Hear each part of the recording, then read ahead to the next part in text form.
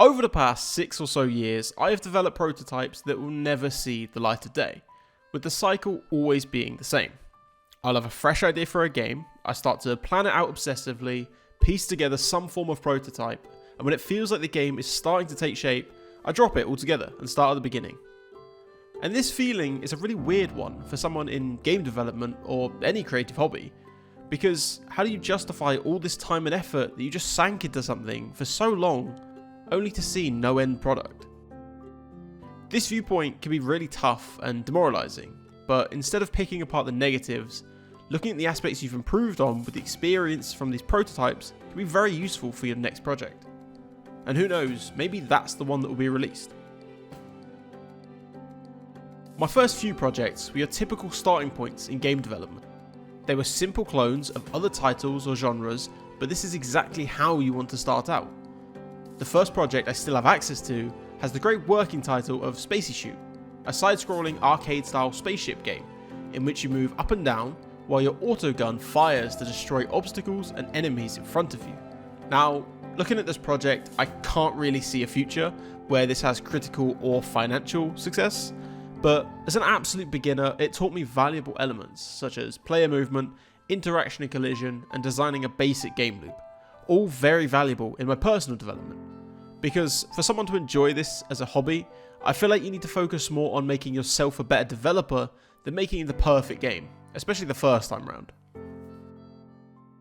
The first project I created that is publicly available is a simple mobile game called Swatch Switch, an endless runner where the player has to match a colour with an oncoming barrier before it collides with the player, dealing damage.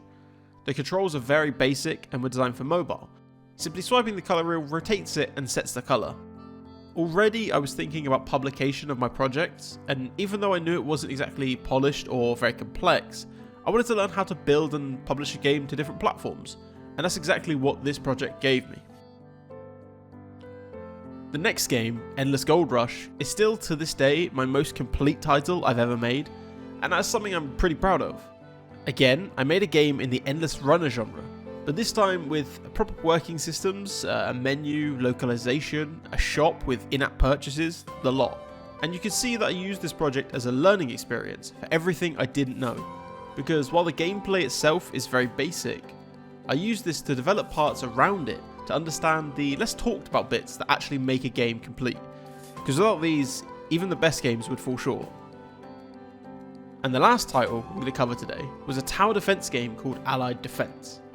Now, I love the tower defense genre, and it's a classic one that most developers have made at some point, so this was a lot of fun for me.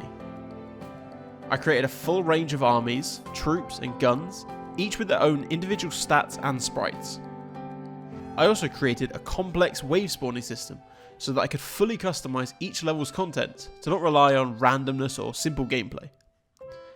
But this is exactly where the project fell apart. By adding all of these systems, I started to feel bogged down by the complexity that was spiraling out of control far too quickly. And I didn't plan the basics early enough to stop this. And this lesson is probably the most important one I would give to new developers, and it's something that's reiterated many times. And that is keep it simple, stupid. It's better to fully flesh out a single idea than to duct tape many half-baked parts together and just hope it works. Now, this doesn't mean you have to dumb down everything you do, but instead ensure the foundations are strong enough before you try to build on top of them. Now, this is far from the complete list of titles I've made over the past 6 years, but I feel like they each taught me something new that's helped me with my projects up to this point. And that's what I really want to focus on with this video. If you spend a month designing and prototyping a game idea only to shelf it, it doesn't instantly make it a failure or a waste of time, because you've still used your skills that can be applied to the next project.